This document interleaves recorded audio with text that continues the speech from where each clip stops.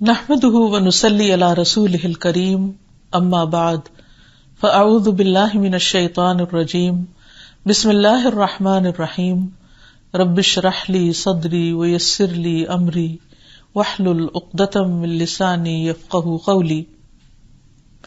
ناظرین، پروگرام اللہ کے خوبصورت نام کے ساتھ آپ کی خدمت میں حاضر ہیں۔ آج ہم انشاءاللہ اللہ سبحانہ وتعالی کے نام الوتر کے بارے میں بات کریں گے۔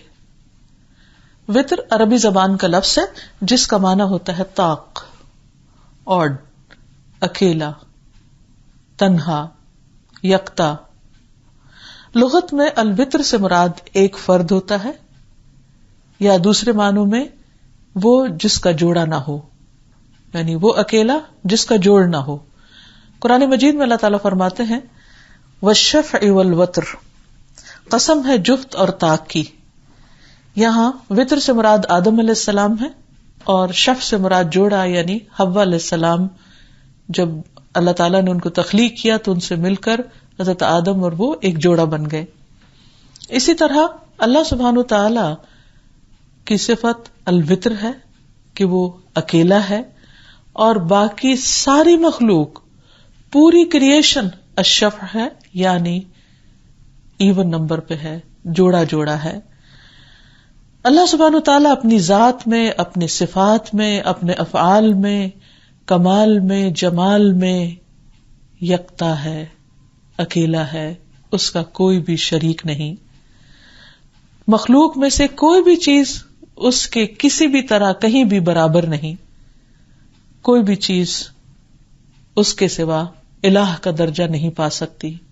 وہی رب ہے اور وہ اکیلا ہی رب ہے، کوئی اور اس کی ربوبیت میں شریک نہیں۔ وہی الہ ہے، کوئی اور اس کی الوہیت میں شریک نہیں، یعنی اس کے الہ ہونے میں شریک نہیں۔ مشرکین مکہ نے جب نبی صلی اللہ علیہ وسلم سے آ کر یہ کہا کہ اپنے رب کا تعارف کرائیے کہ وہ کون ہے، تو اس پر آپ صلی اللہ علیہ وسلم نے یہ مشہور سورت یعنی سورۃ الاخلاص ان کو سنائی۔ قل هو اللہ احد اللہ الصمد لم یلد ولم یولد ولم یکن لہ کفوا احد۔ کہہ دیجئے کہ وہ اللہ ایک ہے، اللہ بے نیاز ہے، نہ اس نے کسی کو جنا اور نہ وہ جنا گیا، اور نہ کوئی ایک بھی اس کے برابر کا ہے۔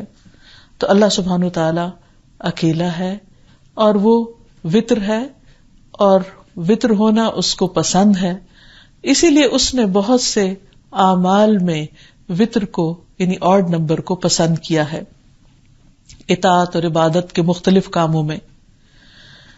اور جہاں تک اس بات کا تعلق ہے کہ صرف اللہ کی ذات منفرد ہے، اکیلی ہے، اور باقی سب مخلوق جوڑا جوڑا ہے، تو اگر آپ کائنات میں نظر دوڑائیں تو ہر چیز میں آپ کو جوڑا نظر آئے گا۔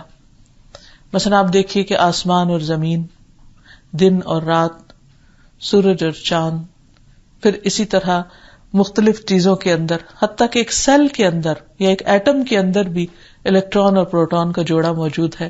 پھر اسی طرح پانی میں آپ دیکھیے کہ پانی دو چیزوں کا مجموعہ ہے، ہائیڈروجن اور آکسیجن کا۔ پھر اسے کوئی بھی چیز، حتیٰ کہ پہاڑوں کے اندر بھی جوڑے، قرآن مجید میں اللہ تعالیٰ فرماتے ہیں ہر چیز کو ہم نے جوڑے جوڑے کی شکل میں پیدا کیا ہے۔ پانی کے اندر کہیں ٹھنڈا اور گرم پانی اکٹھا ہے، کہیں میٹھا اور کڑوا ساتھ ساتھ چل رہا ہے، کہیں دو رنگ ساتھ چل رہے ہیں۔ پھر اسی طرح انسانی جذبات کے اندر بھی آپ دیکھیے کہ دوہری دوہری چیزیں موجود ہیں۔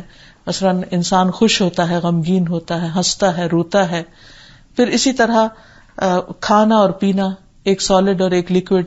پھر اسی طرح باقی تمام چیزوں کے اندر بھی یہ جوڑے پائے جاتے ہیں۔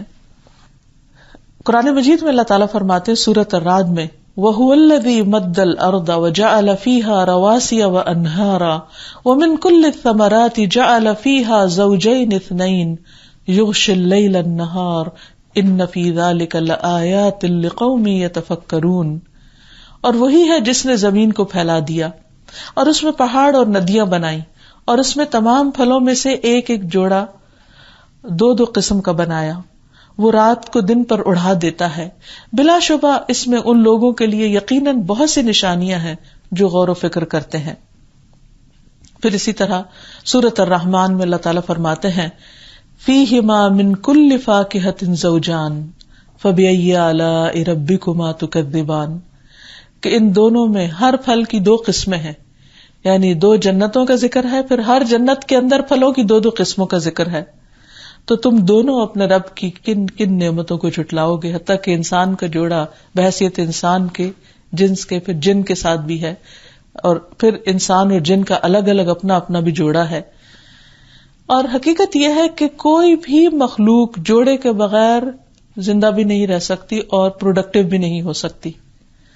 مثلاً اللہ تعالیٰ نے جو مخلوقات کو پیدا کیا تو کسی بھی انسان کے لیے بالکل اکیلے اور تنہا رہنا نہایت پریشانی کی بات ہے. مثلاً کوئی انسان کسی جزیرے پر یا کسی جگہ پر بالکل آئسولیشن میں رہنا اس کے لیے ایک ٹارچر ہے، عذاب ہے. وہ انسانوں کے ساتھ مل کر ہی رہ کر ہی خوش ہوتا ہے. پھر اسی طرح ہم دیکھتے ہیں کہ انسان اپنے اور انسانوں کے ساتھ مل کر، لوگوں کے ساتھ مل کر خوش رہتا ہے، جبکہ اللہ سبحانہ وتعالیٰ کو وحدانیت پسند ہے، اکیلے رہنا پسند ہے، اور یہ صرف اسی کی صفت ہے. پھر اللہ تعالیٰ فرماتے ہیں وَمِن كُلِّ شَيْءٍ خَلَقْنَا زَوْجَيْنِ لَعَلَّكُمْ تَذَكَّرُونَ، اور ہر چیز کے ہم نے جوڑے پیدا کر دیے شاید تم ان سے سبق حاصل کرو. تو انسان کی زندگی خوشگوار نہیں ہو سکتی جب تک کہ وہ دوسرے اپنے ہی جیسے انسانوں کے ساتھ نہ رہتا ہو. اسی طرح ہسبینڈ وائف کی شکل میں جو جوڑا بنایا اس کے بارے میں اللہ تعالیٰ فرماتے ہیں هُوَ الَّذِي خَلَقَكُم مِّن نَّفْسٍ وَاحِدَةٍ وَجَعَلَ مِنْهَا زَوْجَهَا لِيَسْكُنَ إِلَيْهَا، وہی ہے جس نے تمہیں ایک جان سے پیدا کیا اور اس سے اس کا جوڑا بنایا تاکہ وہ اس کی طرف جا کر سکون حاصل کر سکے. تو گویا انسانوں کے لیے جوڑے میں ہونا باعث سکون ہے، اور یہ انسانوں ہی کی صفت ہے، جبکہ اللہ سبحانہ وتعالی واحد ہے، احد ہے، وتر ہے، اسے کسی اور کی ضرورت نہیں. وہ کسی کی بھی مدد کے بغیر تنہا باقی ہے، اور باقی سب تمام چیزیں جو دوسروں کی محتاج ہیں وہ فنا ہونے والی ہیں. پھر اسی طرح ہم دیکھتے ہیں کہ اللہ سبحانہ وتعالی کی ذات بے نیاز ہے.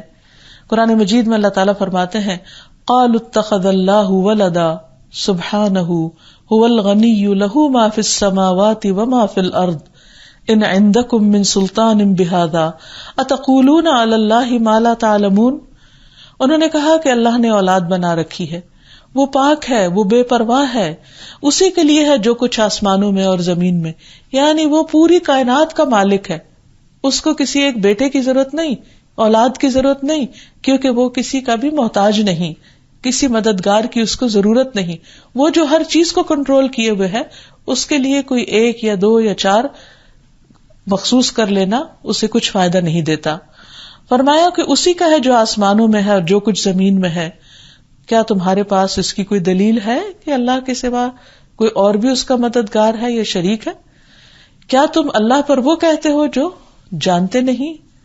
پھر اسی طرح ایک اور جگہ پر بھی اللہ سبحانہ وتعالیٰ نے اس چیز کو ریفیوٹ کیا، اس کا انکار کیا کہ کوئی اس کی اولاد ہے. فرمایا وَقَالُوا اتَّخَذَ الرَّحْمَنُ وَلَدًا لَقَدْ جِئْتُمْ شَيْئًا إِدًّا تَكَادُ السَّمَاوَاتُ يَتَفَطَّرْنَ مِنْهُ وَتَنشَقُّ الْأَرْضُ وَتَخِرُّ الْجِبَالُ هَدًّا أَن دَعُوا لِلرَّحْمَنِ وَلَدًا وَمَا يَنبَغِي لِلرَّحْمَنِ أَن يَتَّخِذَ وَلَدًا. اور انہوں نے کہا رحمان نے کوئی اولاد بنا لی. بلا شبہ یقیناً تم ایک بہت بھاری بات کو آئے ہو، آسمان قریب ہے کہ اس سے پھٹ پڑے، یعنی اللہ تعالیٰ اس پر اتنا غضبناک ہوتا ہے کیونکہ یہ دنیا کا سب سے بڑا جھوٹ ہے، اور زمین شک ہو جائے اور پہاڑ ڈھہ کے گر پڑے کہ انہوں نے رحمان کے لیے کسی اولاد کا دعویٰ کیا، حالانکہ رحمان کے لائق نہیں کہ وہ کسی کو اولاد بنا لے. تو اللہ سبحانہ وتعالی وطر ہے، جیسے کہ ایک روایت پہ آتا ہے ان اللہ وطرن، بے شک اللہ طاق ہے. اور اللہ سبحانہ وتعالی کی جتنی بھی صفات ہیں وہ سب بھی منفرد ہیں، یعنی اس کا ایک ایک نام اور اس کی ایک ایک صفت اور اس کا ایک ایک کام، اس میں بھی وہ بے مثال ہے. لیس کمثلہ شیء وہو السمیع البصیر، اس جیسی تو کوئی چیز ہی نہیں، کوئی چیز اس کی مثال نہیں، کوئی چیز اس کے مشابہ نہیں، کوئی چیز اس جیسی نہیں، اور وہ یکتا ہے، منفرد ہے. اس سلسلے میں اللہ سبحانہ وتعالیٰ کی توحید کا ذکر کرنا اللہ تعالیٰ کو بہت پسند ہے، اور یہی اللہ تعالیٰ کے ایک ہونے کی بنیاد بھی ہے. اسلام میں داخل ہونے کے لیے سب سے پہلے جس چیز کا اقرار کیا جاتا ہے وہ یہی کلمہ شہادت ہے، لا الہ الا اللہ. ابو سعید خدری رضی اللہ تعالیٰ عنہ سے روایت ہے کہ رسول اللہ صلی اللہ علیہ وسلم نے فرمایا، جب بندہ کہتا ہے لا الہ الا اللہ واللہ اکبر تو اللہ عز و جل فرماتا ہے کہ میرے بندے نے سچ کہا، میرے علاوہ کوئی معبود نہیں. اور جب وہ کہتا ہے لا الہ الا اللہ لا شریک لہ تو ارشاد ہوتا ہے میرے بندے نے سچ کہا، میرے علاوہ کوئی معبود نہیں اور میرا کوئی شریک نہیں. جب وہ کہتا ہے لا الہ الا اللہ لہ الملک و لہ الحمد تو ارشاد ہوتا ہے میرے بندے نے سچ کہا، میرے علاوہ کوئی معبود نہیں، یہ میرے ہی لیے ہے بادشاہی اور میرے ہی لیے ہے تمام تعریفیں. اور جب وہ کہتا ہے لا الہ الا اللہ ولا حول ولا قوت الا باللہ تو ارشاد ہوتا ہے میرے بندے نے سچ کہا، میرے علاوہ کوئی معبود نہیں اور گناہوں سے بچنے کی ہمت اور نیکی کی قوت مجھی سے حاصل ہو سکتی ہے. راوی ابو اسحاق کہتے ہیں کہ میرے استاد ابو جعفر نے اس کے بعد کچھ کہا جو میں کچھ سمجھ تو نہ سکا، تو میں نے ابو جعفر سے پوچھا کہ کیا کہا؟ فرمایا جسے موت کے وقت یہ کلمات نصیب ہو جائیں اسے آگ نہیں چھوئے گی. یعنی جس بندے کا اختتام لا الہ الا اللہ کے کلمات پر ہو اور توحید پر اس کا خاتمہ ہو پھر وہ نجات پا گیا. اور نہ صرف یہ کہ موت کے وقت بلکہ زندگی بھر ہمیں اسی کلمے پر ایمان رکھنا چاہیے کہ اللہ سبحانہ وتعالی اپنی ذات میں، اپنی الوہیت اور ربوبیت میں شریک ہے. تو حقیقت یہ ہے کہ انسان کی عظمت اور بڑائی اسی میں ہے کہ وہ ہمیشہ اللہ سبحانہ وتعالی کی توحید کا اقرار اور اظہار کرتا رہے. قرآن مجید میں سورۃ بنی اسرائیل میں آتا ہے وَقُلِ الْحَمْدُ لِلَّهِ الَّذِي لَمْ يَتَّخِذْ وَلَدًا وَلَمْ يَكُنْ لَهُ شَرِيكٌ فِي الْمُلْكِ وَلَمْ يَكُنْ لَهُ وَلِيٌّ مِّنَ الذُّلِّ وَكَبِّرْهُ تَكْبِيرًا. اور کہہ دیجئے سب تعریف اللہ کے لیے ہے جس نے نہ کوئی اولاد بنائی ہے اور نہ ہی بادشاہت میں کوئی اس کا شریک ہے اور نہ عاجز ہو جانے کی وجہ سے کوئی اس کا مددگار ہے، اور اس کی بڑائی بیان کرو، خوب خوب بڑائی بیان کرنا. پھر اسی طرح جہاں اللہ سبحانہ تعالیٰ کی کوئی اولاد نہیں وہاں اس کی کوئی بیوی بھی نہیں. قرآن پاک میں آتا ہے وَجَعَلُوا لِلَّهِ شُرَكَاءَ الْجِنَّ وَخَلَقَهُمْ وَخَرَقُوا لَهُ بَنِينَ وَبَنَاتٍ بِغَيْرِ عِلْمٍ سُبْحَانَهُ وَتَعَالَى عَمَّا يَصِفُونَ بَدِيعُ السَّمَاوَاتِ وَالْأَرْضِ أَنَّىٰ يَكُونُ لَهُ وَلَدٌ وَلَمْ تَكُن لَهُ صَاحِبَةٌ وَخَلَقَ كُلَّ شَيْءٍ وَهُوَ بِكُلِّ شَيْءٍ عَلِيمٌ. اور انہوں نے جنوں کو اللہ کا شریک بنا دیا، یعنی شرک کرنے والوں نے کسی چیز کو چھوڑا نہیں، کسی نہ کسی چیز کو اللہ کے برابر لا کھڑا کیا، حالانکہ اس نے انہیں پیدا کیا. یعنی ایک سمپل سی بات ہے سمجھنے کی کہ اللہ تعالیٰ کا کوئی شریک اس لیے نہیں ہو سکتا کہ ہر چیز اس کی بنائی ہوئی ہے. اور خالق اور مخلوق میں فرق ہے. جو چیز کسی نے بنائی وہ بنانے والے کے برابر کہاں سے آ سکتی ہے؟ تو برابر ہو ہی نہیں سکتی. اسی لیے اللہ سبحانہ وتعالیٰ فرماتے ہیں کہ وہ بہت بلند ہے اس سے جو وہ بیان کرتے ہیں اور بہت پاک ہے اس سے. وہ آسمانوں اور زمین کا موجد ہے. اس کی اولاد کیسے ہوگی جبکہ اس کی کوئی بیوی ہی نہیں، اور اس نے ہر چیز پیدا کی اور وہ ہر چیز کو خوب جاننے والا ہے. پھر اسی طرح یہ کہ اللہ سبحانہ وتعالیٰ کو کسی نے پیدا نہیں کیا، وہ سب سے اول ہے اور سب سے آخر. یعنی وہ اس وقت بھی تھا جب کچھ نہ تھا، یعنی کوئی چیز اس نے ابھی کریٹ نہیں کی تھی، اور وہ اس وقت بھی ہوگا جب کچھ نہ رہے گا. یعنی کل من علیہا فان ویبقى وجہ ربک ذی الجلال والاکرام، کہ ہر چیز فنا ہونے والی ہے اور تیرے رب کا چہرہ باقی رہے گا جو جلال و اکرام والا ہے. رسول اللہ صلی اللہ علیہ وسلم نے فرمایا اللہ تعالیٰ ازل سے موجود تھا اور اس کے سوا کوئی چیز موجود نہ تھی، اور اس کا عرش پانی پر تھا. لوح محفوظ میں اس نے ہر چیز کو لکھ لیا تھا.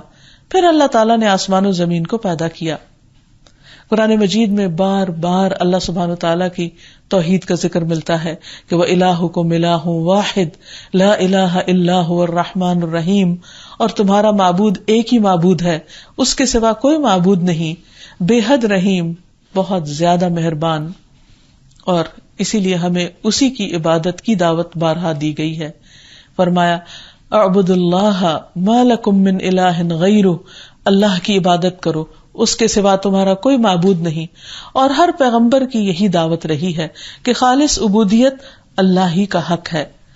پھر اسی طرح نبی صلی اللہ علیہ وسلم اللہ سبحانہ وتعالی کی تعریف اور اس کی توحید بہت خوبصورت انداز میں کرتے ہیں. فرماتے ہیں کہ انت الہی لا الہ الا انت، تو ہی میرا الہ ہے، تو ہی میرا معبود ہے، تو ہی عبادت کے لائق ہے، تیرے سوا کوئی بھی الہ نہیں ہے. ایک اور جگہ پر آتا ہے لا الہ الا اللہ یفعل ما یرید اللہم انت اللہ لا الہ الا انت.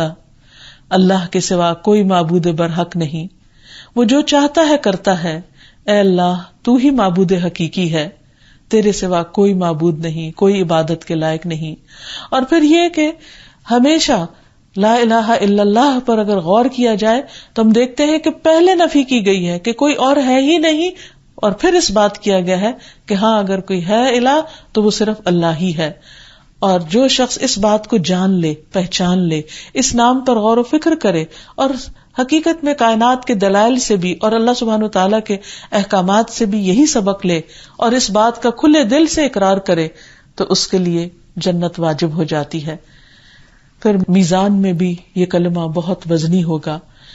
نوف رضی اللہ عنہ کہتے ہیں کہ اگر آسمان و زمین اور ان کے درمیان کی موجود ساری چیزوں کو ترازو کے ایک پلڑے میں رکھ دیا جائے اور دوسرے میں صرف لا الہ الا اللہ کو رکھا جائے تو لا الہ الا اللہ والا پلڑا بھاری ہو جائے گا. یعنی یہ اتنی بڑی بات ہے اور شرک کی نفی اتنی زیادہ وزنی چیز ہے.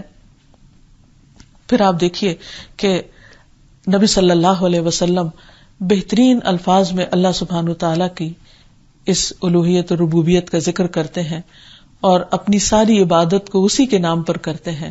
اور آپ کو یہی کہہ کے سکھایا گیا کہ قل ان صلاتی ونسکی ومحیای ومماتی للہ رب العالمین لا شریک لہ وبذلک امرت وانا اول المسلمین. کہ آپ کہہ دیجئے بے شک میری نماز اور میری قربانی اور میری زندگی اور میری موت اللہ کے لیے ہے. یعنی جب ہے ہی سب کچھ وہی تو پھر ہمارا بھی سب کچھ اسی کے نام ہے. اور یہی اللہ تعالیٰ سے محبت کا اظہار ہے بہترین. وہ رب جو جہانوں کا رب ہے، اس کا کوئی شریک نہیں، اور مجھے اسی کا حکم دیا گیا اور میں حکم ماننے والوں میں سب سے پہلا ہوں. پھر اللہ سبحانہ تعالیٰ اپنے تمام صفات میں بھی اکیلا ہے اور کوئی اس کا ہم نام بھی نہیں. اللہ تعالیٰ فرماتے ہیں رب السماوات والارض وما بینہما فاعبدہ واصطبر لعبادتہ هل تعلم له سمیہ. وہ جو آسمانوں کا اور زمین کا اور ان دونوں کے درمیان کی تمام چیزوں کا رب ہے، سو اس کی عبادت کرو اور اس کی عبادت پر جمے رہو. فاعبدہ واصطبر لعبادتہ هل تعلم له سمیہ. کیا تم اس کا کوئی ہم نام بھی جانتے ہو؟ کیا اللہ کے سوا کسی اور کا نام بھی اللہ ہے؟ کبھی نہ ہوا، نہ ہے اور نہ ہو سکتا ہے. یہ صرف اسی کو زیبا ہے. پھر یہ ہے کہ بندوں کو شفا دینے والا بھی وہ اکیلا ہے، بندوں کو رزق دینے والا بھی وہ اکیلا ہی ہے. اسی لیے ہم کہتے ہیں اللہم انت الشافی لا شفا الا شفاؤک. اے اللہ تو ہی شافی ہے، صرف تو ہی شفا دے سکتا ہے، تیرے سوا کوئی شفا نہیں دیتا مگر تو ہی دینے والا ہے. پھر وہی اکیلا گناہوں کو معاف کر سکتا ہے، کسی اور کے اختیار میں نہیں کہ بندوں کے گناہوں کو معاف کر سکے. فَإِنَّهُ لَا يَغْفِرُ الذُّنُوبَ إِلَّا اللَّهُ. کہ تیرے سوا گناہوں کو معاف کوئی نہیں کر سکتا، کوئی معاف کرنے والا نہیں. اللہ تعالیٰ اپنے اس بندے پر تعجب کرتا ہے جب وہ کہتا ہے کہ لا الہ الا انت انی قد ظلمت نفسی فاغفر لی ذنوبی انہ لا یغفر الذنوب الا انت. کہ نہیں کوئی معبود برحق مگر تو ہی، میں نے اپنی جان پہ ظلم کیا، تو میرے گناہ بخش دے، بے شک تو ہی گناہوں کو بخشنے والا ہے. بندے کے یہ کلمات سن کر اللہ تعالیٰ فرماتا ہے میرے بندے نے پہچان لیا کہ اس کا ایک رب ہے جو اسے بخش بھی سکتا ہے، معاف بھی کر سکتا ہے. لہذا اللہ سبحانہ تعالیٰ بندے کے ان کلمات کو بہت پسند کرتا ہے. پھر اللہ سبحانہ تعالیٰ ہی بندے کو ہدایت دیتا ہے، اچھے اخلاق کی طرف رہنمائی بھی وہی کرتا ہے. اس لیے اگر ہمارے اندر توحید کی محبت ہے، یعنی اللہ کی وننس کی چاہت ہے، اور ہم اس کو دل و جان سے ایک ہی مانتے ہیں اور کسی کو اس کا شریک نہیں کرتے، اور پھر اس کے بعد اللہ سبحانہ وتعالیٰ ہمیں اپنے بندوں کے ساتھ اچھے معاملے کی توفیق دیتے ہیں، اچھا اخلاق دیتے ہیں، تو اس میں بھی ہمارا کوئی کمال نہیں، یہ بھی دراصل اللہ تعالیٰ ہی کا بتایا ہوا ہے۔ ایک دعا میں آتا ہے کہ وَاهْدِنِي لِصَالِحِ الْأَعْمَالِ وَالْأَخْلَاقِ فَإِنَّهُ لَا يَهْدِي لِصَالِحِهَا وَلَا يَصْرِفُ سَيِّئَهَا إِلَّا أَنْتَ۔ اے اللہ نیک اعمال اور اخلاق کی طرف میری رہنمائی کر، کیونکہ ان کی نیکی کی طرف رہنمائی کرنے والا اور ان کی برائی کو دور کرنے والا بھی تیرے سوا کوئی نہیں۔ گویا اسی نے ہمیں رزق دیا، اسی نے زندگی دی، اسی نے ہدایت دی، اسی نے اچھا اخلاق دیا اور اسی نے اپنی پہچان دی، کیونکہ وہی ہے جو ہر چیز پر پورا پورا اختیار رکھتا ہے، وہی الاحد، الواحد، الوتر، اکیلا، منفرد، یکتا، جس کی صفات میں کوئی شریک نہیں۔ ایک روایت میں آتا ہے کہ اہل کتاب کا ایک بہت بڑا عالم رسول اللہ صلی اللہ علیہ وسلم کی خدمت میں حاضر ہوا اور کہنے لگا، اے محمد صلی اللہ علیہ وسلم، تم لوگ بہترین قوم ہوتے اگر تم شرک نہ کرتے۔ نبی صلی اللہ علیہ وسلم نے فرمایا، سبحان اللہ، وہ کیسے؟ اس نے کہا، تقولون اذا حلفتم والکعبۃ، آپ لوگ قسم کھاتے ہوئے کعبہ کی قسم کھاتے ہو۔ نبی صلی اللہ علیہ وسلم نے کچھ دیر سکوت کے بعد فرمایا، یہ صحیح کہہ رہا ہے، اس لیے آئندہ جو قسم کھائے وہ رب کعبہ کی قسم کھائے، کعبہ کی نہیں۔ پھر اس نے کہا، اے محمد صلی اللہ علیہ وسلم، اگر تم اللہ کے ساتھ کسی کو شریک نہ ٹھہراتے تو تم بہترین قوم ہوتے۔ آپ نے فرمایا، سبحان اللہ، وہ کیسے؟ اس نے کہا کہ آپ لوگ کہتے ہیں ما شاء اللہ وشئت، جو اللہ نے چاہا اور جو آپ نے چاہا۔ تو نبی صلی اللہ علیہ وسلم نے کچھ دیر سکوت کے بعد فرمایا، یہ صحیح کہہ رہا ہے، اس لیے جو شخص یہ کہے اسے چاہیے کہ ان دو جملوں کے درمیان فاصلہ کرے، یعنی وہ ہوتا ہے جو اللہ چاہے، ما شاء اللہ، اس کو بندوں کی چاہت کے ساتھ جمع نہیں کرنا چاہیے۔ ابن عباس کی روایت میں آتا ہے کہ ایک شخص نے کہا، جو اللہ چاہے اور جو آپ چاہیں، یعنی نبی صلی اللہ علیہ وسلم سے کہا، تو آپ نے فرمایا، تم نے اللہ کے لیے شریک بنا لیا، بلکہ یوں کہو کہ جو اکیلا اللہ چاہے، یعنی ہوگا وہ جو اللہ چاہے۔ یہ نہیں کہنا چاہیے کہ جو اللہ چاہے اور جو آپ چاہیں، نہیں، بندے کی چاہت سے کچھ نہیں ہوتا جب تک اللہ نہ چاہے۔ وما تشاءون الا ان یشاء اللہ رب العالمین، کیونکہ اللہ کے ساتھ کسی اور کو پکارنا سب سے بڑا گناہ ہے۔ عبداللہ بن مسعود کہتے ہیں، میں نے نبی صلی اللہ علیہ وسلم سے پوچھا کہ اللہ کے نزدیک کون سا گناہ سب سے بڑا ہے؟ فرمایا، یہ کہ تم اللہ کے ساتھ کسی کو برابر ٹھہراؤ، حالانکہ اللہ ہی نے تم کو پیدا کیا ہے۔ میں نے عرض کیا، یہ تو واقعی سب سے بڑا گناہ ہے، یعنی شرک سب سے بڑا گناہ، اور پھر شرک انسان کو جہنم کی طرف لے جانے والا ہے، اور اس کے برعکس توحید یعنی اللہ تعالیٰ کو ایک ماننا، الوتر ماننا، یہ انسان کو جنت کی طرف لے جانے والا ہے۔ اب جب انسان اللہ سبحانہ تعالیٰ کی اس صفت کو جان لے، اس نام کو پہچان لے، تو پھر اس کے اثرات اس کی زندگی پر بھی ہونے چاہیے۔ سب سے پہلی بات تو یہ ہے کہ اللہ سبحانہ تعالیٰ ایک ہے اور ایک کو، وتر کو پسند کرتا ہے، تو اس لیے ہمیں بھی اپنے مختلف کاموں میں آڈ نمبر کو اختیار کرنا چاہیے۔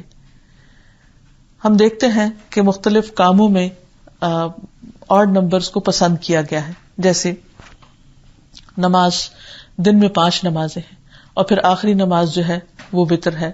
پھر اسی طرح طہارت حاصل کرنے میں بھی طاق عدد بتایا گیا ہے، یعنی یا مثلاً 1 دفعہ ہاتھ دھوئے جائیں یا 1 دفعہ کلی کی جائے یا پھر 3 دفعہ کیا جائے۔ پھر اسی طرح اس کے بارے میں نبی صلی اللہ علیہ وسلم نے فرمایا، جب تم میں سے کوئی استنجا کرے تو طاق عدد میں کرے، جب تم میں سے کوئی وضو کرے بس چاہیے کہ اسے اپنے ناک میں پانی ڈالے، پھر اس کو جھاڑے یعنی صاف کرے، اور یہ سب کچھ یعنی طاق عدد میں ہونا چاہیے۔ پھر رات کی آخری نماز کو وتر بنانے کے بارے میں آپ نے فرمایا کہ اپنی رات کی آخری نماز کو وتر بناؤ۔ پھر اسی طرح لیلۃ القدر کو بھی طاق راتوں میں تلاش کرنے کا حکم دیا گیا۔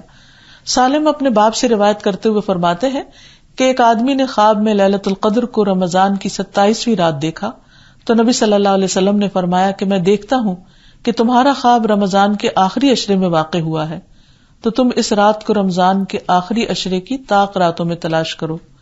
پھر اسی طرح میت کو غسل دیتے وقت بھی طاق تعداد میں غسل دینا چاہیے، 1 بار یا 3 بار۔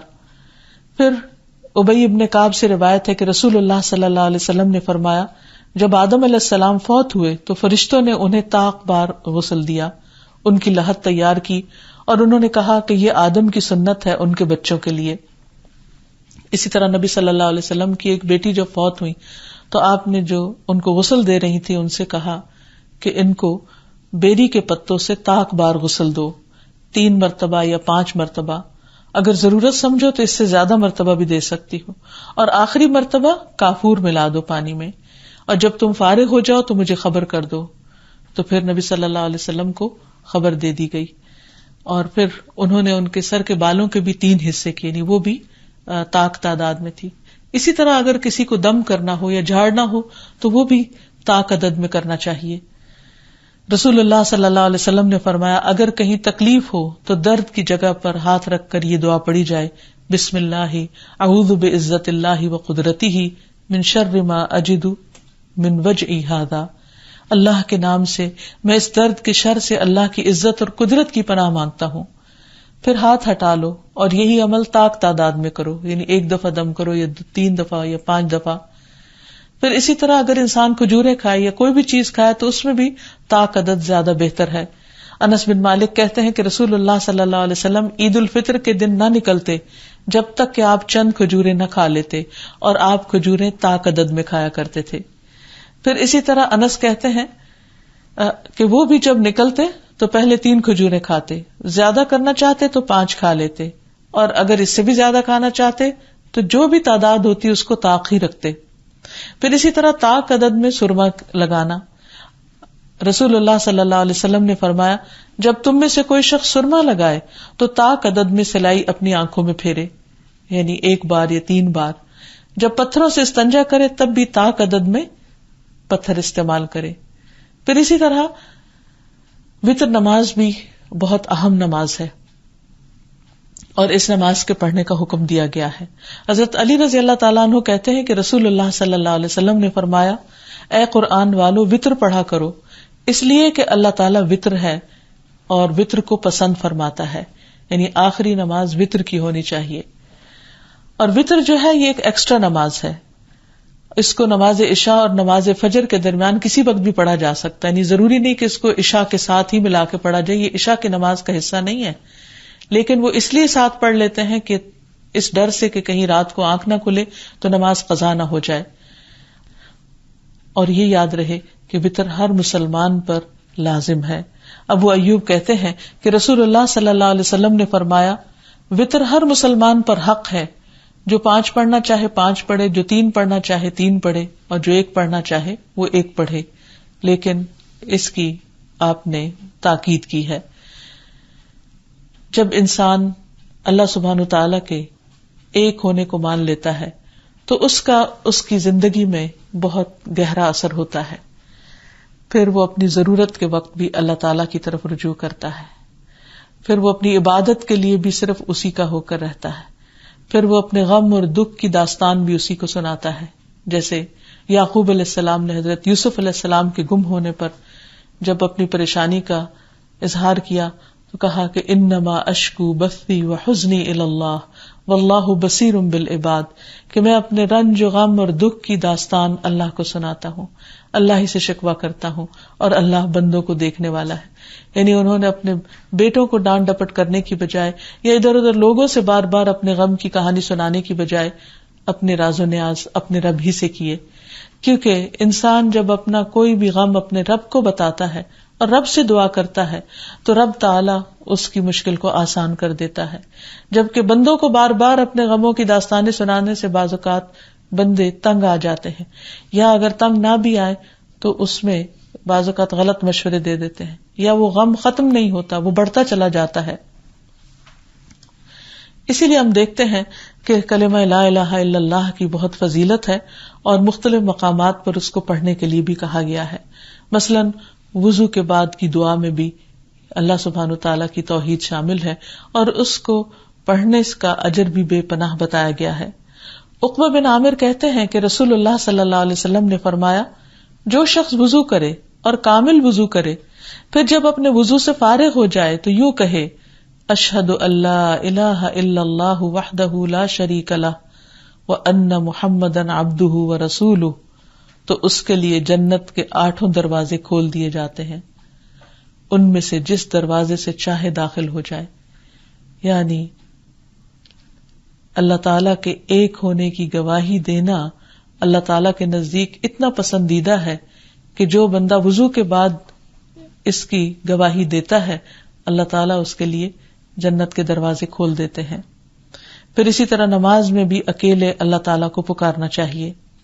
حضرت عائشہ کہتی ہیں کہ میں نے نبی صلی اللہ علیہ وسلم کو تہجد کی نماز میں رکوع میں لا الہ الا انت کہتے ہوئے سنا ہے. وہ کہتی ہیں کہ میں نے ایک رات نبی صلی اللہ علیہ وسلم کو اپنے پاس نہ پایا تو میں نے گمان کیا کہ آپ اپنی دوسری بیویوں کے پاس چلے گئے ہیں، تو میں نے آپ کو ڈھونڈنا شروع کر دیا. واپس آئی تو آپ کو رکوع کرتے ہوئے یا سجدہ کرتے ہوئے پایا اور آپ فرما رہے تھے سبحانک و بحمدک لا الہ الا انت. سبحانک تو پاک ہے، و بحمدک اور تیری ہی تعریف کے ساتھ، لا الہ الا انت تیرے سوا کوئی الہ نہیں. میں نے کہا میرے ماں باپ آپ پر فدا ہوں، میں کس خیال اور گمان میں تھی اور آپ کس کام میں مصروف تھے. یعنی آپ اللہ سبحانہ و تعالیٰ کی وحدانیت کو پکار رہے تھے اور میں آپ کے بارے میں کچھ اور گمان کر رہی تھی. پھر اسی طرح کسی مجلس سے اٹھتے وقت انسان اگر یہ دعا پڑھ لے تو اس مجلس میں اگر کوئی بات ایسی ہو جو اللہ تعالیٰ کو پسند نہ ہو تو اس دعا کے پڑھنے سے انسان کی خطاؤں کا کفارہ ہو جاتا ہے.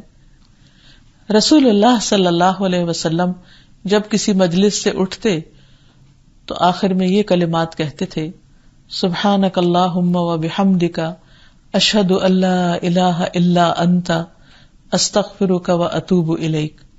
ایک آدمی نے کہا اے اللہ کے رسول، آپ ایسے کلمات کہتے ہیں جو پہلے نہیں کہا کرتے تھے. آپ نے فرمایا یہ اس چیز کے کفارے کے لیے ہے جو مجلس میں ہو جاتی ہے.